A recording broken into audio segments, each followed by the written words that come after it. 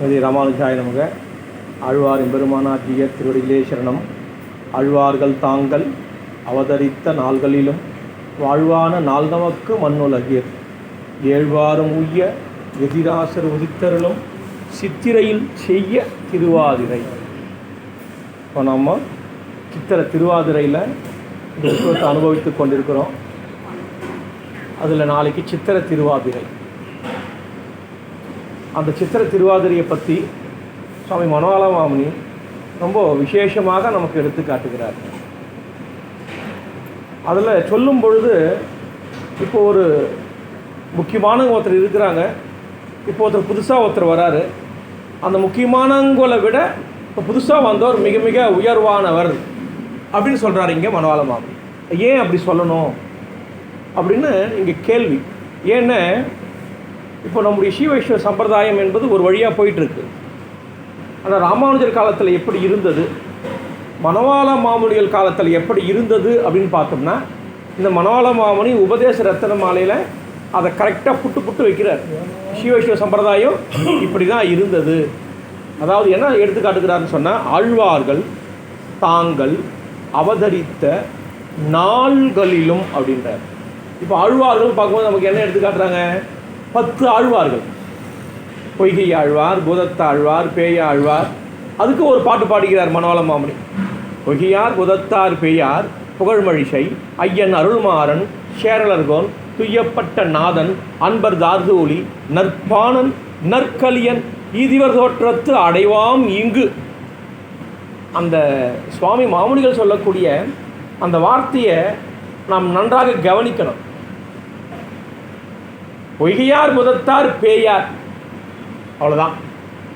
அப்புறம் மழிசையாழ்வார் தானே சொல்லணும். அது என்ன புகழ் மழிசை, எவ்வளோ அழகு பாருங்க. பொய்கையார், புதத்தார், பேயார், புகழ் மழிசை, ஐயன் அருள்மாறன். இப்போ பாருங்க, திருமழிசையாழ்வாருக்கு ஒரு புகழ், நம்மாழ்வாருக்கு ஐயன் அருள்மாறன், சேரலர்கோன், துய்யப்பட்ட நாதன், அன்பர் தார்தூலி. அவருக்கு மட்டும் அன்பர். ஒவ்வொரு ஆழ்வார் இதுதான் மிக மிக முக்கியம். ஒருத்தரை பற்றி பேசிட்டு இருக்கிறோம். நம்ம ஒரு 4 பேர் கூட வராங்க, 3 பேரை பற்றி ஒன்றும் சொல்ல, இவர் தான் ரொம்ப ரொம்ப நல்லவர். அப்போ 3 பேர் கெட்டவரா? ஒருத்தர் நல்லவரா, அப்போ 3 பேர் கெட்டவரா? கேள்வி தானாக வந்துடுது இல்லை? அப்போ இங்கே மாமுனிகள் சொல்லக்கூடிய ஒவ்வொரு வார்த்தை என்ன? ஒரு பதத்துக்கு 1000 அர்த்தங்கள் உண்டு. அப்பேற்பட்ட மகான் தான் பொய்யில்லாத மனோவாள மாமுனி. அதனால் அவருக்கு விசதமா சிகாமணி அப்படின்னு பேர். இந்த உபதேச ரத்தன மாலையில் அனைத்து ரகசியத்தையும் நமக்கு அடக்கி கொடுத்துட்டார். அப்போ என்னென்ன? மும்மூர்த்திகளான சிவனையே எதிர்த்தவர், அதான் புகழ் மழிசை. இந்த 10 ஆழ்வாரில் எந்த ஆழ்வார் சிவனை எதிர்த்தார்? எந்த ஆழ்வார் இல்லை. அப்போ சிவனே நேருக்கு நேராக திருமழிசை ஆழ்வார்கிட்ட வந்து என்கிட்ட ஒரு வரம் வாங்கிக்கோ அப்படி சொல்கிற அளவுக்கு இருந்தார்ல. உன் வரலாம் யாருக்கு தேவையில்ல போயான்னார்ல. யாருன்னா அது மாதிரி சொன்னாங்களா? சொன்னாலும் அப்போ என்ன பண்ணுறாரு? அவர் வற்புறுத்தி கேட்குறாரு. சரி, இந்த ஊசி பின்னாடி நூல் வர்ற மாதிரி வரம் கொடுன்ட்டார். அது என்னடான்னா அது கிண்டலான பேச்சு. நல்லா இருக்குன்னா நல்லான்னு அர்த்தம். நீ நல்லா இரு கெட்டுப்போன்னு அர்த்தம். அதுக்கு பேர் நல்லா இருக்குன்னு அர்த்தம் இல்லை. அதுபோல் இது வஞ்ச புகழ்ச்சின்னு பேர். கவிதையில் பல வகை. அதை பேசுகிற மாதிரி பேசி அவங்கள கவுத்துறது, அதான் வஞ்ச புகழ்ச்சி. அப்போ திருமழிசை ஆழ்வார் எவ்வளவு தைரியம் இருக்கணும், அவருக்கு எவ்வளவு பகவான் மேலே ஒரு நம்பிக்கை இருக்கணும். அந்த பகவான் மேல் தனக்கு இருந்த நம்பிக்கையை வச்சு அந்த சிவன்கிட்டேயே நேருக்கு நேராக பேசி, இந்த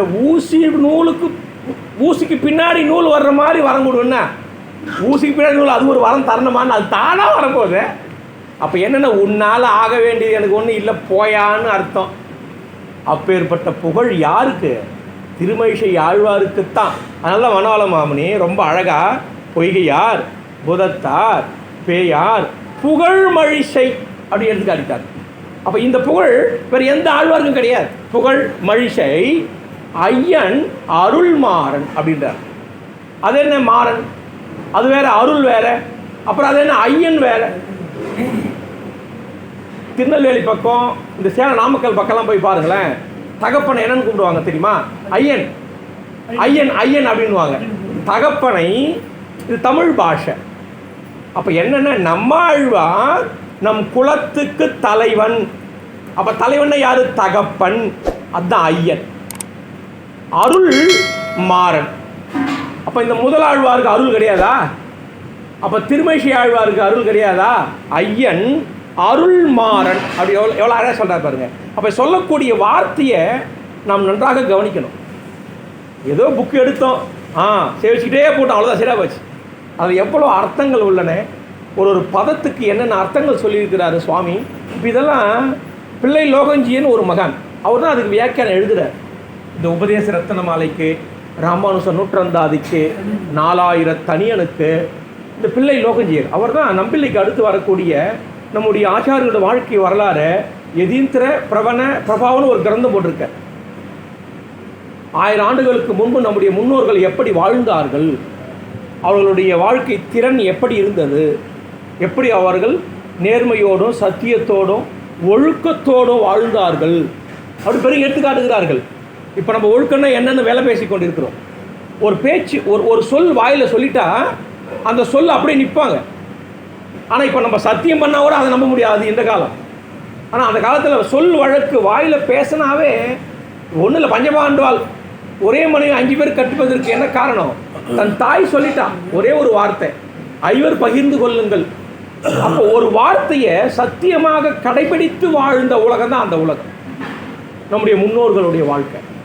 அப்போ பாருங்கள், சுவாமி மனோலபம் சொல்கிறார், ஐயன் ஐயன் அப்படின்னா தகப்பன், தலைவன். அதனால தான் நம்முடைய ஆழ்வார்களுக்கு தலைவன் யார்? நம்ம ஆழ்வார். அருள்மாறன் அப்படின்றார். அருள் அப்படின்னு சொல்லும்போது என்னென்ன எடுத்து காட்டுகிறார் அப்படின்னு சொன்ன, எப்பேற்பட்ட 4 வேதங்களை நமக்காக தமிழ்படுத்தி கொடுத்தார் அல்லவா? யாரு? நம்ம ஆழ்வார். இப்போ ருக்குவேதம், யஜுர்வேதம், சாமவேதம், அதரோட வேதம் இருக்குது, அது சமஸ்கிருதம், நமக்கு ஒன்றுமே புரியாது. அப்போ அதை தமிழ் படுத்திட்டா அது அப்படியே திருவிருத்தம், திருவாசிரியம், பெரிய திருவந்தாதி, திருவாய்மொழி. அப்போ 4 திவ்ய பிரபந்தங்களாக நமக்கு தமிழ் படுத்தி கொடுத்துட்டாரே. அப்போ எப்பேற்பட்ட அருள் அந்த நம்மாழ்வாருக்கு நம்ம பேரில். ஏன் இனிமேல் வரக்கூடிய மக்களுக்கு இதை பற்றி புரியாது, இதனுடைய தன்மை என்னன்னு தெரியாது. அவர்கள் பேசக்கூடிய பாஷை என்ன? தமிழ். அப்போ அவர்கள் பேசக்கூடிய பாஷையில் இந்த வேதத்தை நம்ம கொடுத்துட்டா அப்போ அவங்க எளிமையாக புரிஞ்சுப்பாங்க இல்லையா? அப்போ அதை எளிமையாக புரிந்து கொண்டு பகவானை அடைவார்கள் அல்லவா? அப்போ பகவானுக்கு என்னென்ன கைங்கரியங்களை பண்ணணும் அதில் இருக்குது. பகவானை எப்படி அடித்தொழுவணும் அந்த வேதத்தில் இருக்குது. காலையில் எப்படி திருவாராதனை பண்ணணும் அதெல்லாம் எதில்? அந்த வேதத்தில் இருக்குது. அப்போ அதை நம்ம தமிழில் கொடுத்துட்டா அப்போ இவர்கள் எல்லாம் அதை தெரிந்து கொண்டு பகவானை அடைவார்கள் அல்லவா? அதுதான் அருள். இப்போ நம்ம பையன் நல்லா இருக்கணும் அப்படின்னு தகப்பன் என்ன பண்ணுறாரு? பேங்க்கில் டெபாசிட் போடுறாரு, அவனுக்கு நல்ல வீடு கட்டி கொடுக்குறாரு, அவனுக்கு நல்லா கல்யாணம் பண்ணி வைக்கிறார், நல்ல அவனுக்கு படிப்பை கொடுக்குறாரு. அப்போ அந்த தகப்பனுக்கு அந்த அருள் இருந்தால் அல்லவா தன் பிள்ளைக்கு உண்டானதை செய்கிறான்.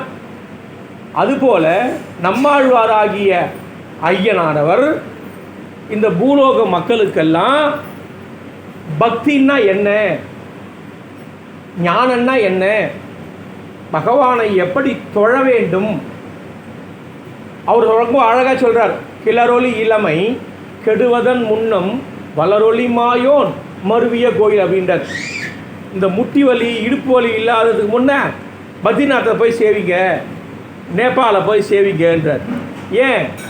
அதுக்கப்புறம் வயசாகிட்டால் முட்டி வலி தான் வரும், நடக்கக்கூட முடியாது. அதுவும் அந்த குளிரில் போனால் ஒதுர வேண்டியது தான். அதனால தான் கிளரொலி இளமை கெடுவதன் முன்னம், இளமை இருக்கிறதுக்கு முன்னையே பெருமாளை போய் சேவிங்க, இல்லைன்னா இடுப்பு வலி வந்துடும். திருமகையாளர் சொல்கிறார், முற்றமூத்து கோல் துணையா முன்னாடி நோக்கி வளைந்த அப்படின்றார். நான் வணங்க மாட்டேன், நான் என்று இப்படி இருக்கிறான். 60 வயசு ஆச்சு, 70 வயசு ஆச்சு, கூணு தானாக நிமிந்து போச்சு. அவனா நிமிந்தோட நிமித்தல, ஒரு குச்சியை வச்சு நின்னாதான் நிமிர்ந்து. அப்போ நான் நிமிர்ந்து இருந்தவன், அப்போ அந்த கூணானது தானாக வளைந்து தொழுகிறது. அப்போ சொல்கிறார் நம்மாழ்வார், இப்படியெல்லாம் நீங்கள் இல்லாமல் வேதத்தில் சொல்கிற பிரகாரம் பக்தி பண்ணுங்க. பகவானை எந்த வேலையில் தொழணும், எப்படியெல்லாம் பூஜை பண்ணணும். ஏன்? அந்த பகவான் நமக்கு தகப்பன். அந்த பகவானானவன் நமக்கு இஷ்டமானவன், நமக்கு அனைத்தையும் செய்யக்கூடியவர், அவர்தான் நமக்கு சொந்தமானவர். ஆகையினால் எப்பொழுதும் அவனைத்தான் நம்ம தொழணும். அப்போ இந்த பிறவி நமக்கு கொடுத்துருக்கிறாரு. இந்த பிறவி எதற்காக? அவனை தொழுவதற்காகத்தான். அதனால தான் ஒழுவில் காலமெல்லாம் உடனாய் மன்னி வழுவிலா அடிமை செய்ய வேண்டும் நாம் அப்படின்ற நம்ம ஆழ்வார். அப்போ இதெல்லாம் வேதத்தில் மறைந்து கிடந்தன. மகாபாரதத்திலேயோ ராமாயணத்திலேயோ இளைய பெருமாள் நடத்தி காட்டுறார். இளைய பெருமாள் ராமர் கூடவே போகிறார், தன் மனைவியை விட்டுட்டு கூட போகிறார். அப்போ என்ன, பகவானுக்கு கைங்கரியம் பண்ணணும்னு சொன்னால் எதையும் இழக்கலாம். மனைவி, மக்கள், சொத்து, பந்து எல்லாத்தையும் இழக்கலாம். அப்போ என்ன, ராமனுக்கு கைங்கரியம் பண்ணுறது முக்கியமே தவிர மற்றதெல்லாம் முக்கியம் கிடையாது. அப்போ அதை நடத்தி காட்டினார் அல்லவா. அப்போ இதையெல்லாம் நம்ம பேசக்கூடிய பாஷையில் நமக்கு சொல்லி கொடுத்துட்டா அப்போ நம்ம செய்வோம் இல்லையா, அந்த அருள் தான் நம்மாழ்வார். அதனால தான் ஐயன் அருள்மாறன் அப்படின்னு சுவாமி மனோலா மாமுனிகள் அந்த நம்மாழ்வாரை பற்றி நமக்கு இங்கே அந்த ஒரு பாட்டில் சொல்கிறார். அப்போ அந்த ஒரு பாட்டில் 10 ஆழ்வார்களை சொல்லிட்டார். ஆனால் அந்த 10 ஆழ்வார்களுக்கு என்னென்ன தன்மை, இப்போ அந்த தன்மையை தான் இங்கே நமக்கு சொல்கிறார். ஐயன் அருள்மாறன் சேரலர்கோன் துய்யப்பட்ட நாதன் அன்பர்தார்தூலி அப்படின்றார். அப்போ பாருங்கள், துய்யப்பட்ட நாதன் யார்? திருப்பான் ஆழ்வார் எடுத்து காட்டும் பொழுது அவர் அவதாரம் பண்ணதோ தீண்டத்தகாத குலம். துய்யப்பட்ட நாதன் அன்பர்தார்தூலி அப்படின்னு காட்டுகிறார். அன்பர்தார்தூலி, தூளி பக்தாங்கு ரேணு யார்? தொண்டர் அடிப்பொடி. அப்போ என்னென்ன, அப்பேற்பட்ட குலத்தில் பிறந்தாலும் பகவானை தவிர வேறொன்றையும் வணங்காமல் அந்த பகவானுக்கே அற்றுத்தீர்ந்து அடிமையாக இருந்தார் அல்லவா. ஆகையினால் துய்யப்பட்ட நாதன் அப்படி எடுத்துக்காட்டு. அதாவது பழம் இருக்குது, ஜூஸ் இருக்குது. இப்போ பழத்தை நம்ம கட் பண்ணி பல்லில் கடித்து சாப்பிட்டு ரொம்ப கஷ்டம். அதே அந்த பழத்தை மிக்சியில் போட்டு அதில் கொஞ்சம் பாலை ஊற்றி கொஞ்சம் சர்க்கரையை போட்டு ஜூஸ் போட்டு சாப்பிட்டா எவ்வளோ அழகாக இருக்குது. அதுபோல தான் திருப்பான் ஆழ்வார். எப்பேற்பட்ட அந்த தீண்டத்தகாத குலத்தில் அவதாரம் பண்ணாலும் பகவான் தான் நமக்கு உயிர் நாடி, அந்த பகவானை தவிர வேறு ஒன்றும் அறியாதவர் என்ற அந்த ஜூஸை புரிஞ்சுக்கிட்டார் பாருங்க. அதான் துய்யப்பட்ட நாதன். அன்பர் தார் தூளி, தொண்டர் அடிப்பொடி. அன்பர், அன்பர்னு யாரு? அடியார்கள். அந்த அடியார்களுடைய பாத தூளியாகத்தான் நான் இருக்கணும், வேற எதுவும் எனக்கு வேண்டாம் என்று சொன்னவர் யாரு? தொண்டர் அடிப்பொடி. அவர் அவதாரம் பண்ணதோ மிக மிக உயர்வான குலம், சோழிய குலம். பிராமண ஜென்மத்தில் மிக உயர்வான குலத்தில் அவதாரம் பண்ணார். ஆனால் அவர் என்ன சொல்கிறாரு? இல்லை இல்லை, எனக்கு அதெல்லாம் உயர்வு இல்லை. பகவானுடைய அடியார்களாக யார் இருக்கிறார்களோ அந்த அடியார்களுடைய பாதத்தில் ரேகை போதில்லவா, அந்த பாத ரேகையாக நான் இருந்தால் போகிறோம், வேற என்ன எனக்கு வேணாம். யார்? தொண்டரடிப்படி ஆழ்வார். அதனால தான் தன்னோட திருமாலை பாசுரத்தில் ரொம்ப அழகாக சொல்லுகிறார். மேம்பொருள் போக விட்டு மெய்மையை மிக உணர்ந்து ஆம்பரிசு அறிந்து கொண்டு ஐம்புலன் அகத்தடக்கி காம்பர தலை சிரைத்து வாழும் சோம்பர் உகத்தி போலுன்ன. வாழும் சோம்பர், வாழாத சோம்பேறியாக இருக்காதுன்ட்ட. அது என்னடா வாழும் சோம்பர், வாழாத சோம்பரி? அது என்னடா அப்படின்னா, எங்கள் அப்பா ஒரு கதை சொல்லுவார் அப்பப்போ. காஞ்சிபுரம் போனால் காலாட்டிக்கு சாப்பிட்லாம். அது என்னடா அது, காஞ்சிபுரம் போனால் காலாட்டிக்கு சாப்பிட்லாமா?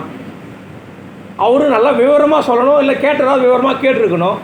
சொல்லிட்டாரு, காஞ்சிபுரம் போனால் காலாட்டிக்கு சாப்பிட்லாம், நம்ம காஞ்சிபுரம் போகலான்னு ஒருத்தன் கேட்டவன் என்ன பண்ணிட்டான், காஞ்சிபுரம் போய் காலாட்டி பார்த்தா கால் தான் வீங்கி போச்சு, சாப்பாடு கிடைக்கல.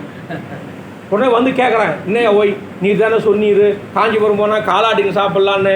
நான் போய் காலாட்டி பார்த்தேன், என் கால் தான் வீங்கி போய் சாப்பாடே கிடைக்கலன்ட்டார்.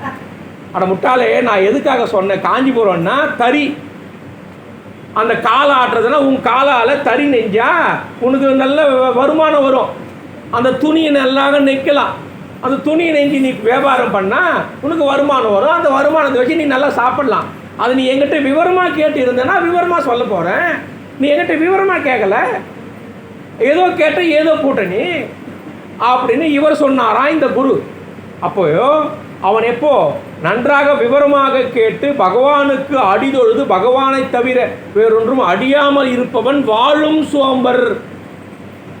இது போல சாப்பாடு கிடைக்குமான்னு போய் உக்காந்துட்டு வந்தான் பாரு, அவன் வாழாத சோம்பர். யார் சொல்ற? நான் சொல்லல, தொண்டைப்படியாளர் சொல்றார். வாழும் சோம்பர் உகத்தி போலும் அப்படின்றார். அப்ப அப்பேற்பட்ட அடியார்களுடைய பாத தூளியாக நான் இருக்கணும். யாரு? தொண்டர் அடிப்புடி அவர் சொல்றார். அதனால்தான் பக்தாங்குரேணுன்னு அவருக்கு பட்டம். அதனால்தான் அவரு விப்ரநாராயணன் அப்படின்னு பேர் அவருக்கு. ஆனா அவர் என்ன பண்றாரு? எனக்கு அந்த பேரை வேணாம், தொண்டர் அடி பொடி ஆழ்வான் அவரே பேரை வச்சுக்கிறார். அப்ப எப்பேற்பட்ட மகான். ஆகையினால தான் இங்கு சுவாமி மனவாள மாமுனி அவருக்கு அன்பர்தார் தூளின்னு எடுத்து காட்டுகிறார். சுவாமி அடியார்களுடைய பாத தூளியாக அங்கே இருக்க ஆசைப்பட்டு அது போலவே வாழ்ந்தவர் தான் தொண்டரடி. அதனால்தான் அவருக்கு அந்த பட்டம் அன்பர்தார் தூளி. இப்ப பாருங்க, அடுத்து நற்பாணன் நற்கலியன் அப்படின்றார். இந்த இடத்துல நல்ல திருப்பான் ஆழ்வாராம், நல்ல கலிகண்டியாவது திருமங்கை ஆழ்வாராம். அப்ப மற்றவங்களாம் கெட்ட ஆழ்வாரா? நற்பாணன் நற்கலியன் ஈதிவர் தோற்றத்து அடைவாம் இங்கு அப்படின்றார். யார்? மனவாள மாமுனி. அப்ப என்னன்னா வேதத்தை சுருக்கி நமக்காக ஓம்காரத்தை கொடுத்துட்டாரு. யாரு? திருப்பான் ஆழ்வார். ஆகையால் நற்பாணன். கைங்கரியம் எப்படி பண்ணணும், கோயிலுக்கு எப்படி போனோம் என்று தன்னோட நண்பர்களோட, யார்? திருமங்கை ஆழ்வார். நற்பாணன் நற்கலியன். நற்கலியன் அப்படின்னு சொன்ன அவருக்கு 4 நண்பர்களாம். யாருக்கு? திருமங்கை ஆழ்வார். நீர்மேல் நடப்பான், நிழலில் ஒதுங்குவான், தாள் ஊதுவான், தோளா வழக்கன், ஆடல்மான்ற ஒரு குதிரை. இந்த 4 நண்பர்களோட ஒரு அடியவன் எப்படி வாழணும், பெருமாளுக்கு எப்படியெல்லாம் கைங்கரியம் பண்ணணும் என்று நமக்கு நல்லது சொல்லிட்டு போனார் இல்லையா? சொல்லிட்டு போல, நடத்திட்டு வேற காமிச்சிட்டு போனார். இப்படிதான் இருக்கணும், இப்படிதான் வாழணும் அப்படின்னு தானே நடத்தி காட்டினார் அல்லவா? ஆகையினால் நற்பாணன் நற்கலியன். இப்போ திருப்பானாழ்வாருக்கு அதே பட்டத்தை கொடுப்பதுக்கு என்ன காரணம் அப்படின்னா, அமலநாதி பிரான் பாசுரம். அந்த பாசுரத்தில் ஓம்காரத்தை சுருக்கி கொடுத்துட்டாராம். ஏன்? ஓம்காரன்றது வேதத்தினுடைய சாரம். அகார உக்கார மகாரன்னு சொல்லுவாங்க. அமலநாதர முதல் பாட்டு என்ன? அமலநாதிபிரான். 2வது பாட்டுன்னா உவந்த உள்ளந்த நாய். 3வது பாட்டுன்னா மந்திபாய் வடவேங்கடமாமல். அ உ ம இது என்ன? ஓம். அப்போ இந்த ஓமை நமக்காக கொடுத்தார் அல்லவா? ஆகையிலால் நற்பாணன். திருமங்கை ஆழ்வார் நமக்கு நடத்தி காட்டினார் அல்லவா? ஆகையிலால் நற்கலியன். இப்பேற்பட்ட ஆழ்வார்களுடைய வரிசை கிரமம் அல்லவா? யார் சொல்றாரு? மனவாளமா.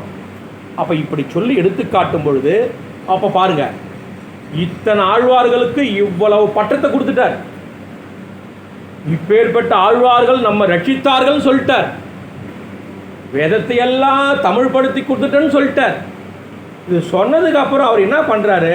ஆழ்வார்கள் தாங்கள் அவதரித்த நாள்களிலும் அவங்களெல்லாம் ஒரு பக்கம் தள்ளு சொல்லாமா சொல்றாரு மனவாள மாமுனி. ஏன்? நமக்கு அதை விட ஒரு எளிமையான வழி கிடைச்சிடுச்சு. என்ன எளிமையான வழி? பகவானை அடைவதற்கு நமக்கு ஒரு பைபாஸ் ரோடு போட்டு கொடுத்தாட்டாரு ஒருத்தர். யார்? அவர் தான் ராமானுஜர். அவர் தான் ஜெகதாச்சாரியன். அவர் அவதாரம் பண்ண நாள் என்ன? சித்திரையில் திருவாதிரை அல்லவா?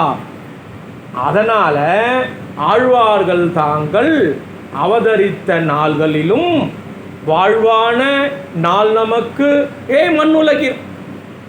இப்போ வாழ்க்கை ஒரு 20 வயசு பொண்ணு, ஒரு 25 வயசு பையனை, நன்றாக சம்பாதிக்கக்கூடிய பையனை, ஒழுக்கமாக இருக்கிற பையனை அந்த பெண்ணு கல்யாணம் பண்ணிக்கிட்டா நன்றாக வாழலாம். அதுதானே வாழ்க்கை. ஏதோ தெரியாதனமா ஒரு குடிகாரனை கல்யாணம் பண்ணிட்டான். அவன் வேலைக்கே போல, போய் குடிச்சிட்டு வந்து மானாவரியாக உதைக்கிறான். அது வாழ்க்கையா? ஐயோ நரகம் வானான்னு எழுந்து ஓடியே கூடுவா இல்லையா அந்த பெண்ணானவள். அப்போ வாழ்வான வாழ்வு என்ன? இந்த லோகத்தில் மூக்க பிடிக்க 3 வேளை சாப்பிட்டா போதும், அது வாழ்க்கையா? இல்லை நிறைய பணம் இருந்தால் போதும், பேங்க்கில் மேலும் மேலும் மேலும் சேர்த்து வச்சுக்கிறேன், இது வாழ்க்கையா? நன்றாக பதவி இருந்தால் போதும், இதெல்லாம் வாழ்க்கையான? இல்லை, இதெல்லாம் அழியக்கூடிய வாழ்க்கை. ஒரு முதலமைச்சர் பதவி கூடவே இருந்து குழி பறித்து உயிரே போயிடுச்சு இல்லையா? இப்போ கண்கூடா பார்த்தோம் நம்ம. நட்புன்னு ஒரு பேரை வைத்துக்கொண்டு, அப்போ அப்பேற்பட்ட பதவி தேவையா? தேவை இல்லை.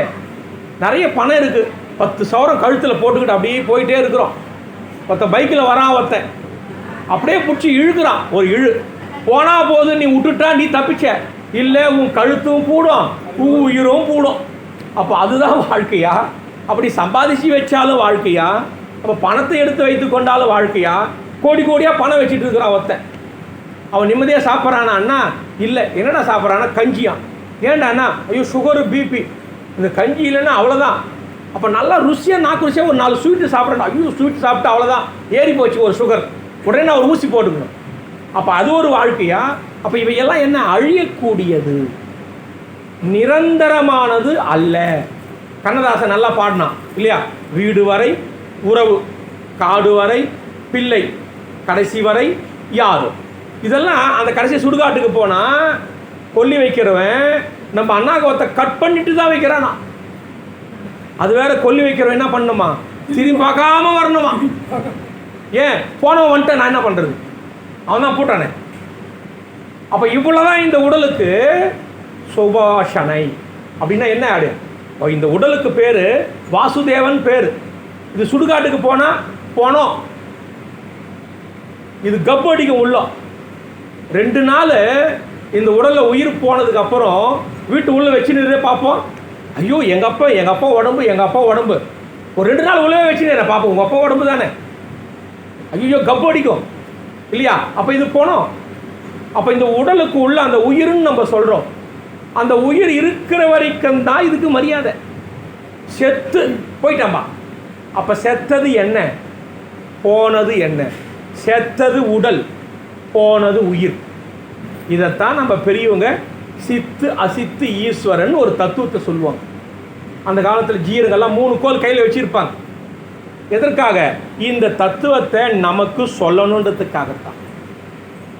இந்த தத்துவத்தை சொல்லி, என்னப்பா நீ வாழ போகிறது கொஞ்ச காலம், சுடுகாட்டுக்கு போனால் உன் அண்ணா கூட கட் பண்ணி தான் அனுப்ப போகிறாங்க. அப்போ வீடு வரைக்கும் தான் கொஞ்சம் மனைவி மக்கள்லாம் இருப்பாங்க. சுடுகாட்டுக்கு போனால் நீ சேர்த்து வச்ச பணம் வரப்போதா, இல்லை மனைவி மக்கள் வரப்போகிறாங்களா? ஒன்றும் கிடையாது. நீ செய்த பாபமும் புண்ணியமும் உன் கூடவே வரும். மற்றதெல்லாம் கூட வருமானு வர்றது, அவ்வளோதான். இந்த உடலோட சரியாக போச்சு. அப்போ இந்த அடுத்த பிறவி என்னன்னு நமக்கு தெரியாது. ஆனால் கருட புராணம் சொல்லுது, நாம் பண்ண பாவங்களுக்கு ஏற்ற பிரகாரம் அடுத்த பிறவி நமக்கு அமைகிறது. என்ன சொல்லுது?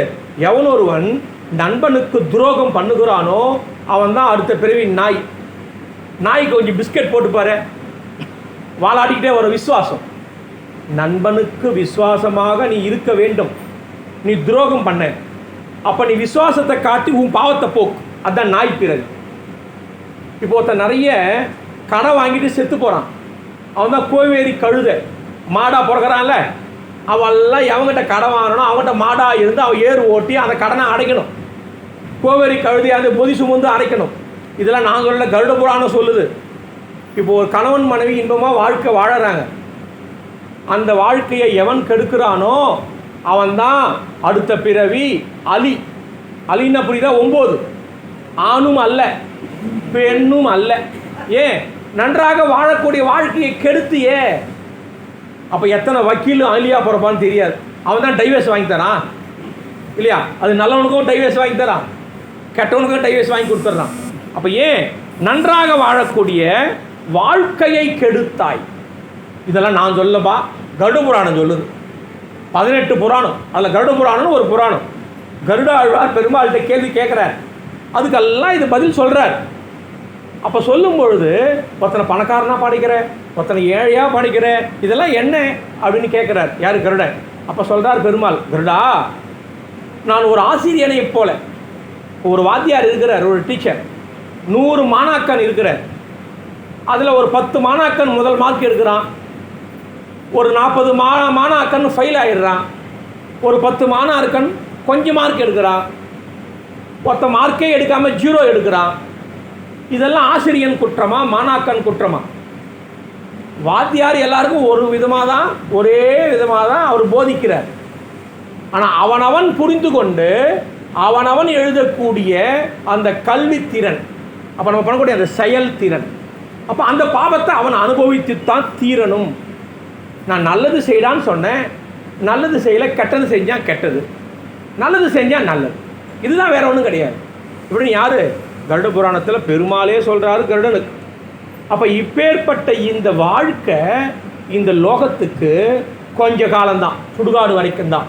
அப்போ என்ன, இந்த லோகத்தில் இருக்கும் பொழுதே நீ பகவானுன்னா யாரு, நானுன்னா யாரு, இந்த உடல்னா யாரு, இறைவன் எங்கு இருக்கிறார், அதையெல்லாம் நாம் தெரிந்து கொண்டு அந்த பகவானை அடைய எத்தனைக்கணும். எத்தனை முயற்சி பண்ணணும். இந்த உடல் அழித்து போது நம்ம தெரிஞ்சுக்கிட்டோம், இந்த உடலுக்குள்ள உயிர் இருக்கு அழியாதுன்னு நம்ம தெரிஞ்சுக்கிட்டோம். அப்போ இந்த உயிருக்கு சமமானவர் யார்? இறைவன் நம்ம தெரிஞ்சுக்கிட்டோம். அப்போ அந்த இறைவன் யாரு, அந்த இறைவன் எங்கு இருக்கிறார், இதை காட்டியவர் தான் சுவாமி ராமானுஜர். அதுவும் எப்படி காட்டினார்? வேதத்தின் மூலமாக ஓம் நமோ நாராயணான்னு ஒரு மந்திரத்தை சொல்கிறேன்ல, அந்த மந்திரத்தை எல்லாருக்கும் சொல்லி கொடுத்துரு. அந்த மந்திரத்தை எல்லாரும் சொல்லுங்க, நீங்கள் மோட்சத்துக்கு போகலாம். அப்போது ஒரு திருக்கோட்டியூர் கோபுரத்தின் மேலே ஏறி இந்த சுவாமி ராமானுஜர் இந்த மந்திரத்தை தெரிஞ்சு கொள்ளுங்க. இந்த மந்திரத்தை நீங்கள் தியானம் பண்ணுங்க. இந்த மந்திரத்தை எப்போ சொல்லிக்கொண்டு இருங்க, உங்களுக்கு கண்டிப்பாக மோட்சம் கிடைக்கும். அது மட்டுமல்ல, ஒரு வழி சம்பந்தம். ஒரு பொண்ணு கொடுத்து ஒரு பொண்ணு எடுத்தால் சம்பந்தி இல்லையா? இப்போ பெருமாள் ராமானுஜருக்கு வரம் கொடுக்குறார். என்ன வரம் கொடுக்குறார்? உன்னுடைய சம்பந்திகளுக்கு நான் மோட்சத்தை கொடுக்குறேன். யார்? பெருமாள் சொல்லிட்டார். ராமானுஜர் பார்த்தார். அப்போ இந்த சம்பந்தத்தை நம்ம இவங்களுக்கு எப்படி கொடுக்கலாம்? அதுதான் சங்கு சக்கரம். ஆச்சாரி புருஷாலை நியமித்து பஞ்சசமஸ்காரன்ற ஒரு முறையை ஏற்படுத்தி யார்? ராமானுஜர் தான் செஞ்சார். இதை வேறு நம்மாழ்வார் செய்யலை, வேறு திருமங்கை ஆழ்வார் செய்யலை, இந்த ஆழ்வாரெல்லாம் யாருமே செய்யலை. அப்போ இந்த ராமானுஜர் இதெல்லாம் இருக்குது, அப்பத்துலேருந்தே இருக்குது, இல்லாமல் இல்லை, மறைஞ்சி இருந்தது.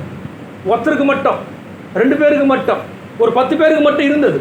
ஆனால் ராமானுஜர் என்ன பண்ணார்? உலகம் பூரா பரப்புறார்.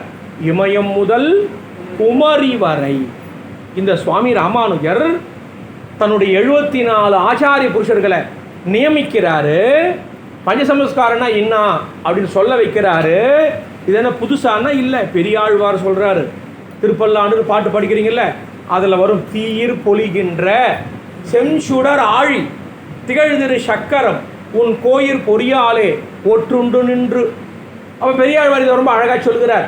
அந்த பகவானுடைய சங்கு சக்கரங்களை நம்ம தோலில் பொறித்து கொண்டா நாம் பகவானுக்கு அடிமையாயிட்டோம். அந்த பகவான் நமக்கு மோட்சம் கொடுப்பார். அவர் சொன்னதை நம்ம செஞ்சால் போதும், வேறு ஒன்றும் தேவையில்லை. அப்போ ராமானுஜர் அங்கே என்ன சொல்லுகிறார்?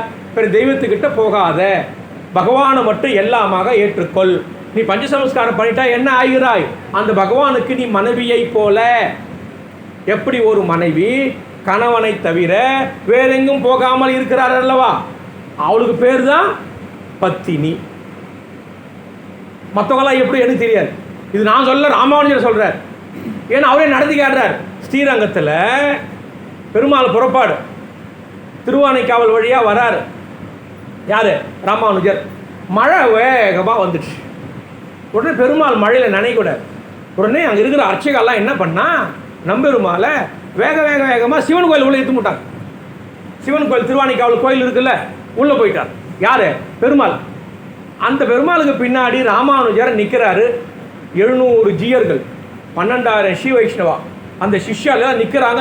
அப்படியே நிற்கிறாங்க. அங்கே இருக்கிறவங்கெல்லாம் கூப்பிடுறாங்க. என்ன ஓய், உங்கள் பெருமாளே உள்ளே வந்துட்டாரு, நீர் வாரும். உடனே ராமானுஜர் சொன்னாராம், அவர் என் கணவனை போல, அவர் எங்கே வேணாலும் செல்வார், நான் வரமாட்டேன், நான் இங்கே தான் நிற்பட்டு வெயில் இங்கேயே நின்னாராம், எங்கள் மழையிலேயே நிற்கிறாராம். யார்? ராமானுஜர். இதை நடத்தி காட்டினார். அப்போ மழை நின்றுது. அதுக்கப்புறம் பெருமாள் வந்தார். அதுக்கப்புறம் பெருமாள் ஸ்ரீரங்கத்துக்கு வந்தாராம். அப்போ இதை ராமானுஜர் என்ன காரணம்? அப்போ மற்ற தெய்வத்துக்கிட்டலாம் நம்ம போகக்கூடாதா அப்படின்னா, இது ஒரு உயர்வான பக்தி. இந்த உயர்வான பக்தி எவனுக்கு வருகிறதோ அவனை பகவான் விரும்புகிறான். நாம் விரும்புவது பெருசு அல்ல, அந்த பகவான் நம்மை விரும்ப வேண்டும். எங்க? திருப்புக்குழி பெருமாளுக்கு, அவருக்கு விஜயராகவர்னு பேர். ஒரு ஆச்சாரி இருந்தார். ஒரு ஆச்சாரி என்ன பார்த்தான், கைகளாலேயே ஒரு குதிரையை பண்ணி கொடுக்குறார். அந்த குதிரை பஞ்சகல்யாணி குதிரைன்னு பேர். அந்த பஞ்சகல்யாணி குதிரை பெருமாளை உட்கார வச்ச உடனே அது பறக்க ஆரம்பிச்சிச்சு. உடனே எல்லாம் ஐயோ பெருமாள் பெருமாள் பெருமாள், அது பறந்து போயினே இருக்குது. உடனே இந்த ஆச்சாரி அந்த குதிரையை வரவழைச்சி அப்புறம் இது பண்ணி அந்த குதிரைக்கு நன்றாக பஞ்சகல்யாணி பேரை வச்சு அந்த குதிரையை கோயிலுக்கு உள்ளே விட்டுட்டா, இரவில் அந்த குதிரை பின்னாடி இருக்கிற பயிரெல்லாம் மேய்ஞ்சிட்டு வந்துடுச்சான். மறுநாள் காலையில் பார்த்தா அந்த குதிரை வாயில் பில்லு பில்லாக இருக்குது. அந்த கேணிக்கு சொந்தக்காரன் அதை அடிக்கிறான் ஒரு அடி, அது ரத்தமாக சொட்டுது எங்கே அந்த பஞ்சகல்யாணி குதிரையில்.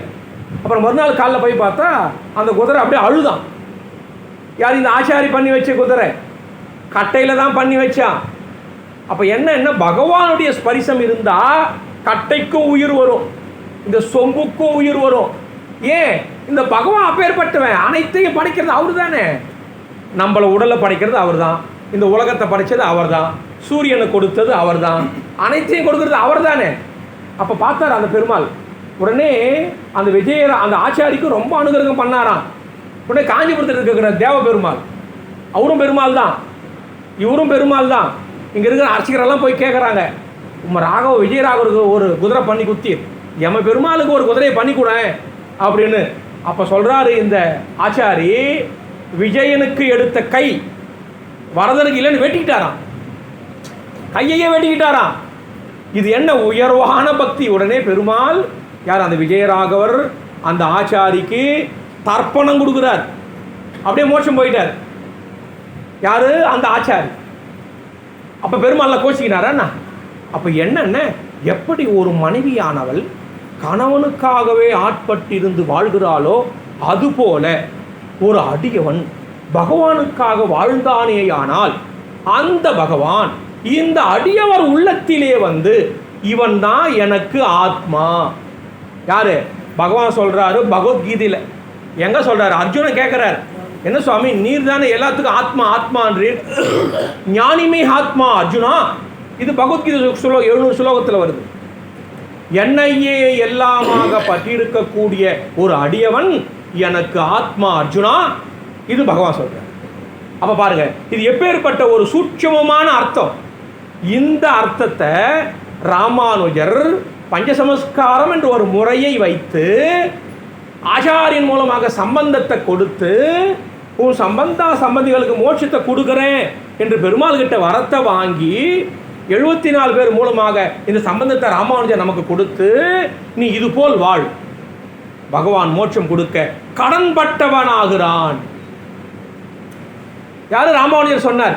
அதனால தான் இந்த மணவாள மாமுனி ஆழ்வார்கள் தாங்கள் அவதரித்த நாள்களிலும் வாழ்வான வாழ்வு நமக்கு.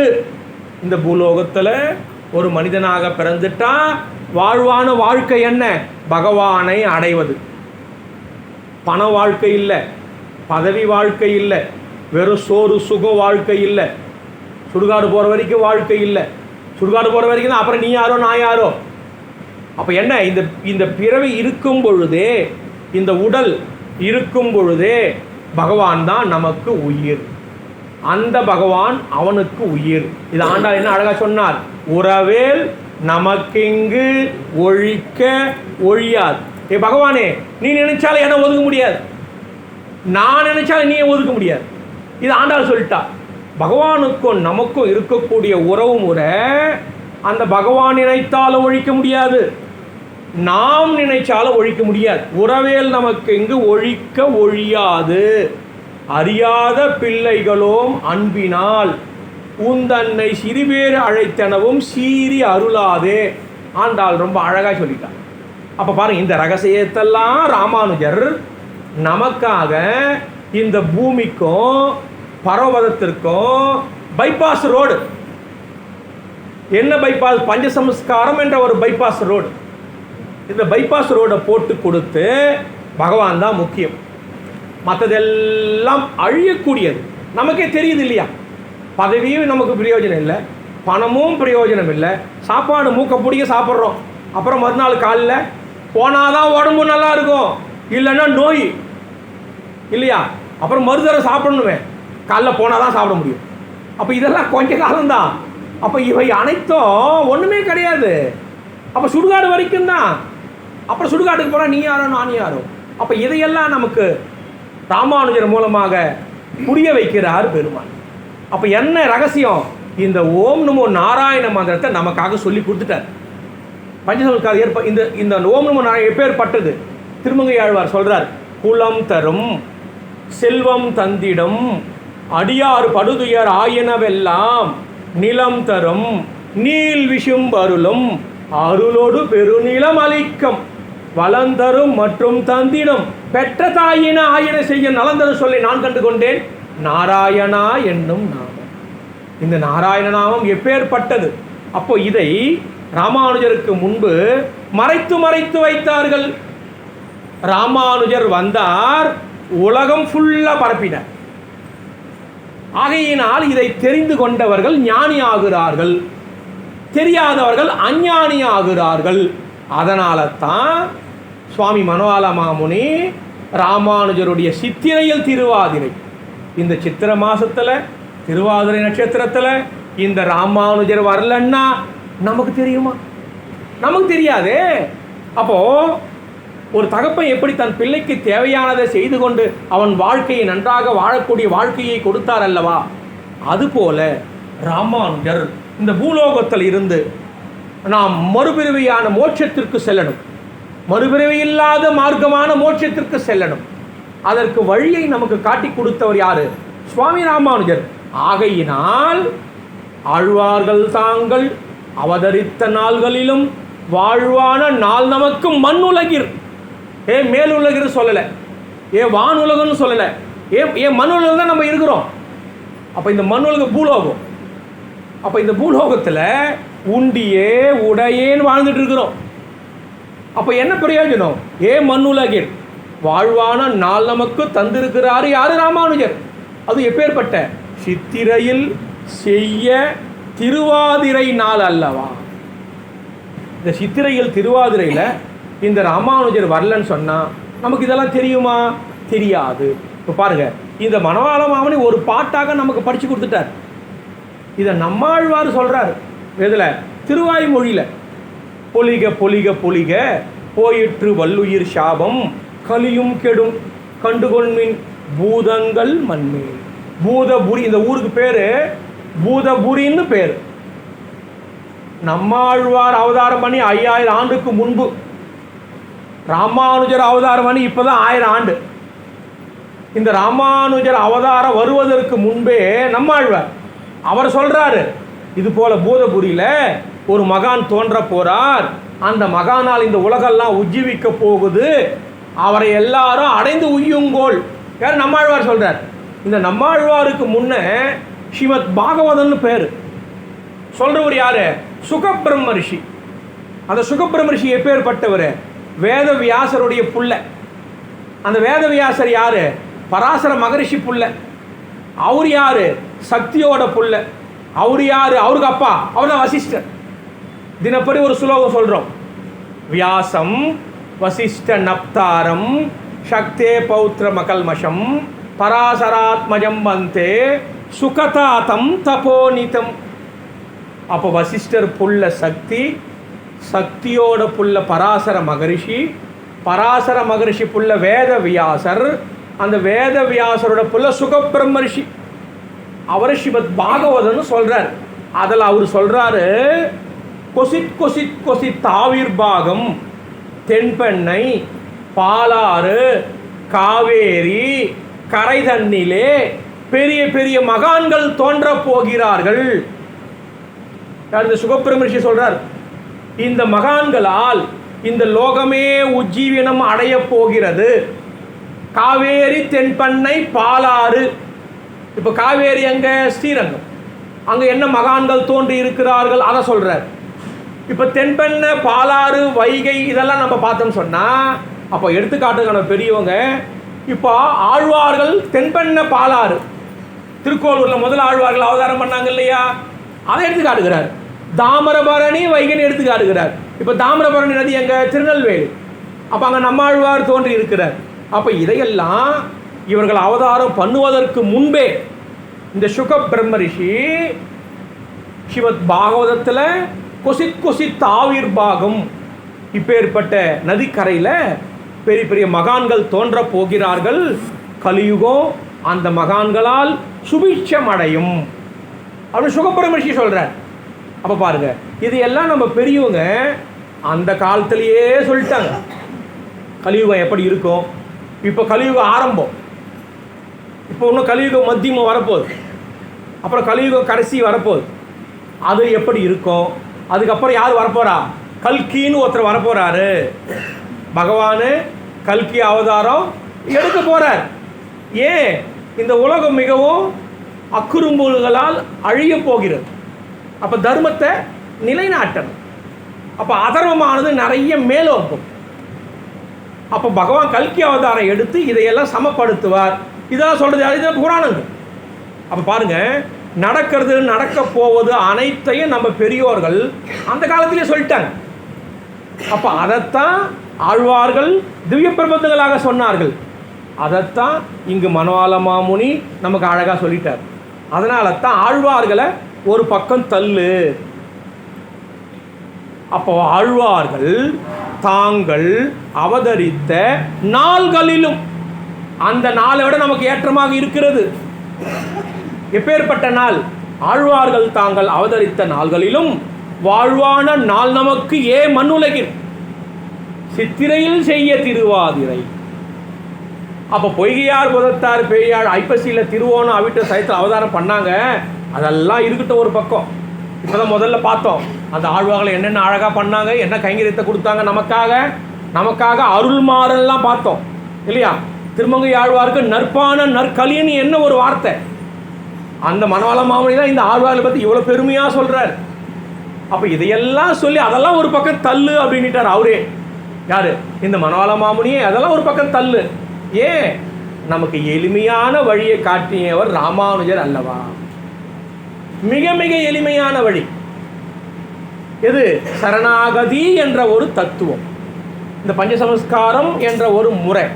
அதுதான் இந்த பூலோகத்துக்கும் பரமபதத்துக்கும் பைபாஸ் ரோடு. இதை போட்டு கொடுத்தவர் யாரு? சுவாமி ராமானுஜர். ஆகையினால் வாழ்வான நாள் நமக்கு மண்ணுலகிர் ஏழ்வாரம் உய்ய சித்திரையில் செய்ய திருவாதிரை.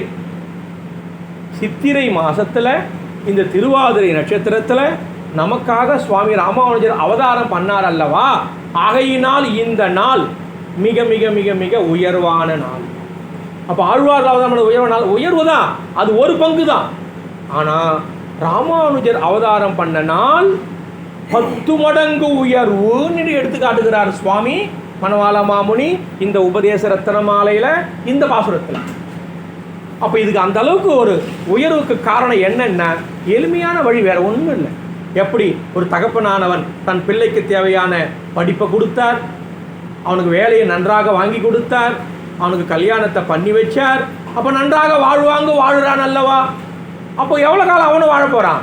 இந்த உடம்பு இருக்கிற வரைக்கும் தான். அப்போ அதுக்கே அந்த தகப்பனுக்கு அவன் நன்றி சொல்கிறான். ஆனால் இந்த உடம்பை விட்டு இந்த உயிரானது பகவானோடு சேர்ந்து அனுபவிக்கக்கூடிய பரமபதம், மோட்சம், திருநாடு என்று சொல்லக்கூடிய ஒரு வாழ்வான வாழ்வு அல்லவா? அந்த வாழ்வை நமக்கு காட்டி கொடுத்தவர்கள் ஆழ்வார்கள் தான். ஆனால் நமக்கு எளிமையாக காட்டி கொடுத்து ஒரு வழிமுறையை பண்ணி, இப்படி நடந்தால் நீ அங்கே போகலாம், இப்படியெல்லாம் நீ நடந்தேன்னா அங்கே போக முடியாது என்று செய்யாத இதை செய்யி என்று நமக்கு காமிச்சார் அல்லவா ராமானுஜர். ஆகையினால் ராமானுஜர் வாழ்வான நாள் நமக்கு இந்த சித்திரையில் செய்ய திருவாதிரை என்று மனவாள மாமுனி நமக்கு அழகாக இந்த பாசுரத்தில் நமக்கு காட்டுகிறார் சுவாமி. அப்போ எளிமையான வழி, வேற ஒன்றும் இல்லை. சரணாகதி என்ன? பகவான் தான் நமக்கு எல்லாம். அப்போ ராமானுஜர் காட்டிய வழி பஞ்சசமஸ்காரம். அந்த ஆச்சாரின் மூலமாக நாம் இருந்தோமேயானால் மோட்சமானது திண்ணம். இது எப்படி சாமி நான் நம்புறது? இது நம்பிக்கை வேணும் இல்லையா? ராமானுஜர் காலத்தில் ஒரு மோர்காரி இருந்தாலாம். ஸ்ரீரங்கம் ராமானுஜர் கூட அன்னதானம் பண்ணுறாரு. யார்? ராமானுஜர். அந்த அம்மா மோர் கொண்டாந்து கொடுப்பா. கணக்கு பார்த்து பணம் கொடுக்க போனால் அந்த அம்மா வாங்கலை. என்ன? ராமானுஜர் ஒரு சீட்டு கொடுப்பார். இந்த நாள், இந்த கிழமை, இந்த நட்சத்திரம் யாருக்கு? திருவேங்கடமுடியானுக்கு. என்னென்ன என்னோட பேர், அந்த அம்மா பேரை சொல்லி மோட்சம் கொடுன்னு இவர் சொல்லணும். அவர் கொடுத்துருவார். உடனே ராமானுஜர் ஒரு ஓலைச்சுவடியில் இந்த நாள் இந்த கிழமை அந்த அம்மா பேரை போட்டு எழுதி கொடுத்தாராம். அந்த அம்மா அந்த ஓலைச்சுவடியை கொண்டு போய் திருவேண்டமுடியான்கிட்ட வச்சு விட அப்படியே மோட்சம் போனாலாம். இது நடந்த நிகழ்ச்சி. எப்போ? ராமானுஜர் காலத்திலேயே. இந்த ராமானுஜர் திருக்குறுங்குடி போறாரு. அந்த பெருமாள் வந்து கேட்குறாரு யாருக்கிட்ட? ராமானுஜர்கிட்ட. இந்த உலகத்தை நான் என்னென்னமோ அவதாரம் பண்ணி பார்த்தேன், திருத்தவே முடியல. பார், முதல்ல மீனாக பிறந்து பார்த்தேன்னா மீன் பார் தண்ணியில் மட்டும்தான் போவோம். அப்புறம் வராகமாக பிறந்து பார்த்தேன், வராகம் தண்ணிலையும் போவோம், நிலத்துலையும் போகும். இப்படியெல்லாம் பிறந்து பார்த்தேன். அப்புறம் மனிதன் பாதி மிருகம் பாதி, அதான் நரசிங்கம் இல்லையா? அப்புறம் குள்ளமாக பிறந்து பார்த்தா உயரமாக வச்சு பார்த்தேன், எல்லாருக்கும் தலைமையிலையும் காலை, அதான் ஓங்கி உலகில் அந்த உத்தமன். ஒரே ராமனா நடிச்சு பார்த்தேன், கண்ணனா பிறந்து பார்த்தேன். இந்த உலகத்தை திருத்தவே முடியல, நீ எப்படி தான் திருத்தின? யாரு? அந்த திருக்குறுங்குடி நம்பி பெருமாள் கேட்குறாரு.